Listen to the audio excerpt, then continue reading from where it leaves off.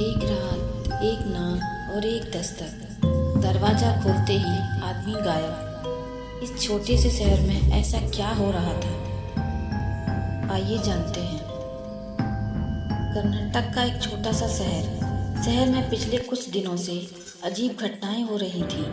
हर रात कोई न कोई मर्द अचानक गायब हो जाता।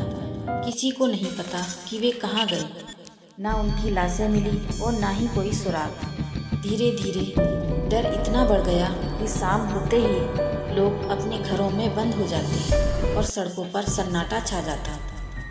एक दिन रिपोर्टर वेंकट को जब इस खबर का पता चला तो वह अपनी स्कूटर पर सवार होकर सच्चाई जानने के लिए शहर पहुंचा। शाम के 6 बजे थे, लेकिन माहौल अजीब सा था।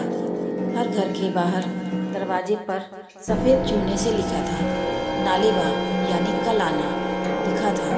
वेंकट को यह अजीब लगा। उसने एक मंदिर के पुजारी से रोककर पूछा, पंडित जी, ये सब क्या हो रहा है? पुजारी ने इधर उधर देखा, फिर धीरे से कहा, यहाँ एक लाल साड़ी पहनी चुड़ैल घूम रही है। हर रात वह किसी घर के दरवाजे पर दस्तक देती है और अंदर मौजूद आदमी का नाम पुकारती है। अगर कोई दरवाज़ा खोल दे तो वह उसे अपने साथ ले जाती है और फिर वह आदमी कभी वापस नहीं आता। वेंकट ने हैरानी से पूछा, तो ये नालेबा क्यों लिखा है? पुजारी ने जल्दी से जवाब दिया, कहा जाता है कि वह आत्मा पढ़ सकती है। अगर उसे दरवाजे पर लिखा मिले कि वह आज नहीं बल्कि कल आए तो वह लौट जाती है और अगली रात फिर आती है। यही सिलसिला हर रात चलता रहता है और इसी तरह हम खुद को बचाए रखते हैं। इतना कहकर पुजारी जल्दी जल्दी मंदिर की ओर बढ़ गया, जैसे वह ज़्यादा बात करने से डरता हो। वेंकट ने सोचा, यह सिर्फ अंधविश्वास है। वह शहर में कुछ और लोगों से बात करना चाहता था, लेकिन देखते ही देखते सभी लोग अपने अपने घरों में चले गए और दरवाजे बंद कर लिए। शहर में एक अजीब सी खामोशी छा गई थी। अब शहर में वेंकट अकेला था। उसकी स्कूटर की हेडलाइट बुझ चुकी थी और ठंडी हवा चल रही थी। तभी अचानक किसी ने बहुत मधुर लेकिन रहस्यमयी आवाज़ में उसका नाम पुकारा, वेंकट, वेंकट, वेंकट। उसके शरीर में सिहरन दौड़ गई। आवाज़ इतनी मोहक थी कि चाहकर भी उसे अनसुना नहीं कर पा रहा था।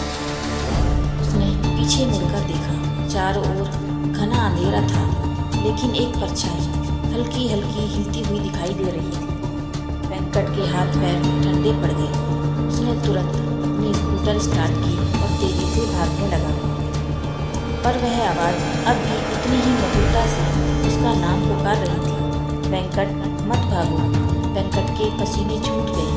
उसकी हिम्मत जवाब देने लगी और वह अपनी स्कूटर छोड़कर एक छोटे से मकान की ओर भागा और अंदर घुसते ही दरवाज़ा जोर से बंद कर दिया। जैसे ही वेंकट ने दरवाज़ा बंद किया, बाहर से धीरे धीरे दस्तक होने लगी। ठक ठक ठक ठक। वेंकट की सांस अटक गई। उसके कानों में वही मोहक आवाज़ फिर गूंजने लगी, वेंकट, दरवाज़ा खोलो, मैं तुम्हें कुछ नहीं करूँगी। वह कांपते हुए दरवाजे से पीछे हटने लगा। अब दस्तक और तेज हो गई। ठक ठक ठक ठक ठक ठक। वेंकट ने खिड़की से बाहर झांकने की हिम्मत की। बाहर एक लाल साड़ी में लिपटी लहराते बालों वाली महिला खड़ी थी। उसकी आंखें कोयल की तरह काली थी और उसके होंठ धीमे धीमे हिल रहे थे, जैसे वह कोई मंत्र पढ़ रही हो। अचानक महिला ने अपना सिर घुमाया और उसकी आंखें वेंकट की आंखों से मिली।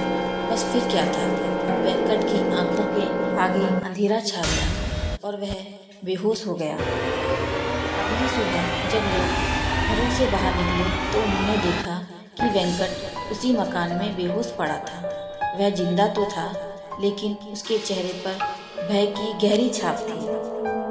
जब उसे होश आया तो वह बहुत डरा हुआ था। उसे कुछ भी याद नहीं आ रहा था कि पिछली रात क्या हुआ। लेकिन शहर के बुजुर्गों ने कहा, शायद यह इसलिए बच गया क्योंकि वह इस शहर का नहीं था। चुड़ैल सिर्फ यहाँ के पुरुषों को ले जाती है। क्या चुड़ैल आज भी जिंदा है? कुछ महीनों बाद शहर में फिर कोई आदमी गायब नहीं हुआ, पर आज भी हर घर के दरवाजे पर नालेबा लिखा जाता है, क्योंकि कौन जाने वह चुड़ैल आज भी वहाँ हो।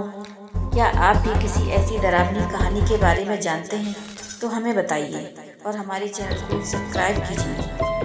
और वीडियो अच्छी लगी